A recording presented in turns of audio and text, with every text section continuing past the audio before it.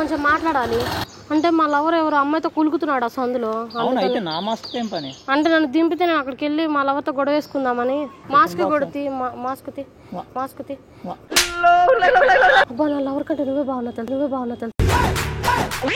నా బండి అక్కడ పక్కన పెట్టవా, నీతో కొంచెం మాట్లాడాలి నేను. బండి ఆడబెట్టేసి ఇడికి రా. బ్యాగ్ ఇటీ, బ్యాగ్ నేను తీసుకుంటా. ఏమున్నాయి చూస్తా. దీంట్లో ఏం చూస్తావు నువ్వు? నీకు ఎంత శాలరీ వస్తుంది? నాకు సగం ఇస్తావా? కలిసి 10 నిమిషాలు కూడా అవ్వట్లేదు, అప్పుడే సగం ఇస్తావని అడుగుతాను. నా లవర్ కంటే నువ్వే బాగున్నావు తెలుసా.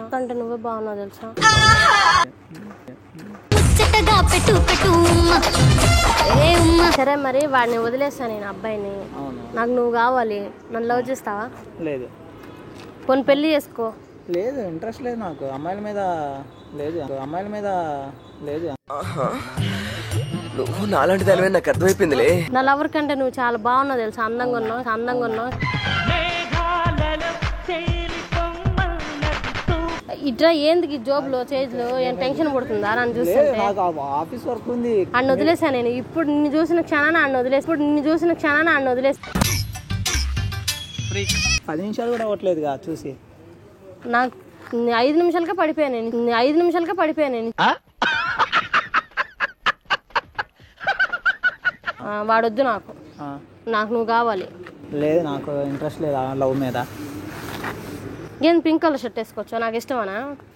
అవునా, నాకు ఇష్టమని వేసుకొని వచ్చా. నీకు ఇష్టమనే? అవునా.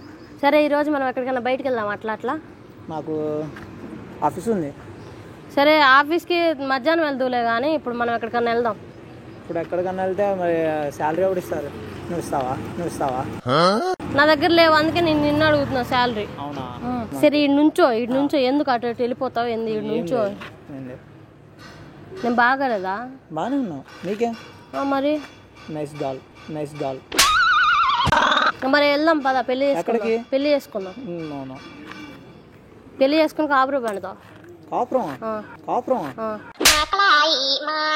అసలు పెళ్లి ఇంట్రెస్ట్ లేదంటే మళ్ళీ కాపురం ఉంటుంది. మా అత్త మావయ్యకి ఫోన్ చేయవా? మాట్లాడదాం.